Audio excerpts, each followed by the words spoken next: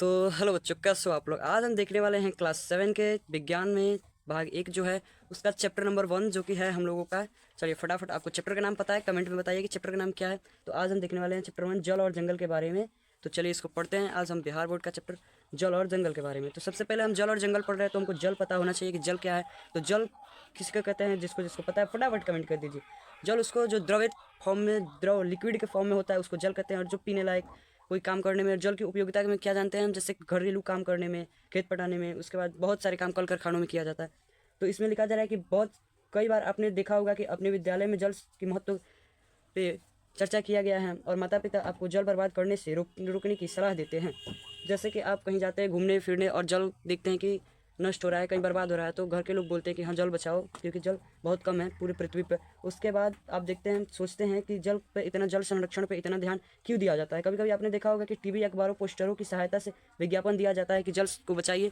और 22 मार्च को प्रति वर्ष इसी तिथि को विश्व जल दिवस के रूप में मनाया जाता है। तो 22 मार्च याद रखिएगा किस मनाया जाता है, विश्व जल दिवस के रूप में मनाया जाता है। और इस दिन पूरे विश्व में जल के महत्व का प्रचार किया जाता है और पोस्टर लगाया जाता है और इसमें कार्यक्रम किया जाता है। चलिए, कई बार जानते हैं कि हम जल संकट किसी को कहते हैं। तो जल संकट, जब जल की कमी होने लगती है तो उसी चीज़ को जल संकट कहते हैं। जो कि हमारे उत्तरी बिहार में तो जल काफ़ी मिल जाता है लेकिन दक्षिणी बिहार में जल नहीं मिल पाता है। तो ये वहाँ के लोगों के लिए जल संकट है। चलिए, जैसे जानते हैं कि जल के महत्व, जल कितना, मान लीजिए कि पृथ्वी पर पूरा एक बाल्टी जल है जिसमें 20 लीटर जल है, जिसमें से पीने वाला जल जो मृदु जल होता है, जिसको पीने वाला मीठा जल बोल सकते हैं हम, वो जल कितना होता है, आधा लीटर। यानी 20 लीटर में मानिए कि मात्र आधा लीटर जल जो होता है वो मृदु जल होता है जो कि पीने योग्य होता है। जैसे पृथ्वी पर जल जो होते हैं 3 अवस्था में पाए जाते हैं, एक भौम जल, मृदु जल और खारा जल। भौम जल जो भूमि के अंदर जमा रहता है उस जल को क्या बोलते हैं, भौम जल। और मृदु जल जो कि पीने वाला जो जल होता है जिसको हम लोग पीते हैं वो मृदु जल होता है। खारा जल जिससे नमक, जैसे समुद्री पानी हो गया, ये हो गया। तो मृदु जल, पृथ्वी पर कुल मात्र पीने वाला जल जो है वो मात्र 0.006% है। समझिए कितना कम है, 1% भी नहीं है जिसको हम पी सकते हैं। चलिए आगे हम पढ़ते हैं। आगे है हमारा जल चक्र। जल चक्र का निर्माण आपने पिछले कक्षा में पढ़ा ही होगा, ये वाला 6 क्लास में आपने पढ़ा होगा।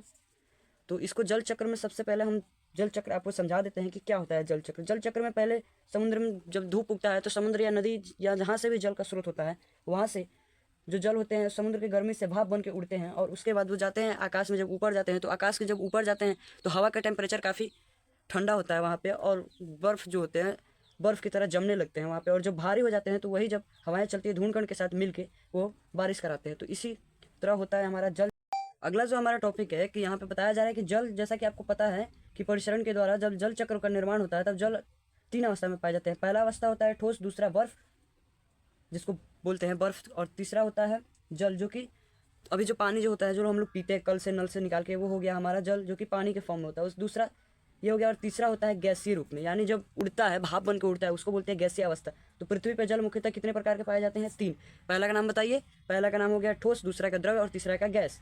जैसे कि हिमालय पे आप देखते हैं बर्फ जम जाता है और जब गर्मी का दिन होता है तो वही बर्फ पगिल के यानी पिघल कर नदियों के रास्ते से अपना रास्ता बनाता है और ऐसे निकल के समुद्र में मिल जाता है। तो जैसे कि हम लोगों को जल की आपूर्ति ऐसे हो जाती है। और फिर जैसे हम आगे पढ़े तो आगे हमारा है कि जल के 3 अवस्था यही हैं। चलिए इसको ख़त्म करते हैं। उसके बाद आइए हम लोग आगे चढ़ते हैं और उसके बाद पढ़ते हैं भूमिगत जल की महत्वपूर्ण स्रोत। जैसे कि आपको पता है कि भूमिगत जल जो होता है वो भूमि के अंदर पाया जाता है, जो भूमि के भूगर्भ में पाया जाता है उसको भूमिगत जल कहते हैं। जैसे हम लोग चंपाकल हलाते हैं तो उधर से पानी जो निकलता है वो भूमिगत जल होता है। ये मृदु जल होता है यानी मीठा जल होता है। हैंडपंप की सहायता से, नलकूप की सहायता से, आप सोचते होंगे कि कहाँ से ऐसे पानी आता है, तो आपको हम बताएं कि ये जमा रहता है ऐसे। जब हम लगाते हैं यहाँ पे हैंडपंप लगाते हैं और जो पाइप जो नीचे आता है तो वो जमा रहता है इस वाले भाग पे। यहाँ पे जो ये आपको नीला नीला दिख रहा है, मैं हाइलाइटर से हाईलाइट कर देता हूँ। ये जो नीला नीला होता है ये जमा रहता है, ये पृथ्वी हो गया इतना दूर, और यहाँ पे हैंडपंप हम लगा दिए। और ये जो होता है वो जमा रहता है कहाँ पे, मृदु जल ऐसे ऐसे ऐसे ऐसे जमा रहता है रिक्त स्थानों में। जब यहाँ पे हम लोग कल हलाते हैं तो इसी के सहायता से यहाँ से निकलता है और फिर जो इधर है नदियों के सहायता से, बारिश के सहायता से जो पानी आता है फिर इसको भर देता है। इसी कारण हम लोगों का कल का पानी कभी खत्म नहीं होता है। अगला जो हमारा टॉपिक है उसका नाम है जल प्रबंधन, यानी जल को हम कैसे बचा सकते हैं, कैसे इसको संचित कर सकते हैं, रोक सकते हैं। तो क्या आप शहर के क्षेत्रों में देखे हैं कि यहाँ पाइपलाइनों के रास्ते से शहर के लोगों को पानी पहुंचाया जाता है। जैसे गांव में तो हम लोग कल हला सकते हैं क्योंकि यहाँ पे भूमिगत जल पाया जाता है, मिट्टी पाया जाता है, लेकिन शहर में कैसे करेंगे? तो शहर में जो देखते हैं बड़े बड़े ड्रम के साथ यहाँ पे पानी भरा रहता है ट्रक में, और ट्रक से आता है पानी और यहाँ पे लोग आके भरते हैं पानी को। तो ये तो हो गया शहर का बात, तो ऐसे में पहुँचाया जाता है। और जिस दिन नहीं पहुँच पाए उस दिन तो भाई छोड़ो, ही बात हटा दो। इतना लोग कचकच हल्ला करते हैं, अलग से पानी खरीदना पड़ता है, महंगा पड़ता है शहर में। उसके बाद यहाँ पे देखेंगे आप, लाइन बिछा रहता है, पाइप का लाइन बिछा रहता है घरों तक, लोग के नल लगा रहता है, और जिससे नल के कारण काफ़ी पानी बर्बाद होता है। तो उसके साथ अगर हम देखें तो हम लोग ड्रिप सिंचाई करके अपने पानी को बचा सकते हैं, जल प्रबंधन कर सकते हैं। ड्रिप सिंचाई में क्या होता है, जैसे पौधे लगे हैं और यहाँ पे जहाँ जहाँ भी आपके पौधे हैं वहाँ पे ऐसे पाइपलाइन गया है और वहाँ पे एक छोटा छोटा छेद है जिससे पानी बूंद बूंद करके गिरता रहता है। ड्रिप में बूंद और ऐसे सिंचाई होता है। फिर जो नल होता है उसके द्वारा जाता है। अगला टॉपिक हमारा रहेगा जंगल के बारे में, जो कि हम अगले वीडियो में पढ़ेंगे, क्योंकि 5 मिनट का वीडियो में कितना पढ़ा सकते हैं। तो चलिए लाइक कर दीजिए, कमेंट कर दीजिए कि कैसा लगा, आपने अभी क्या सीखा।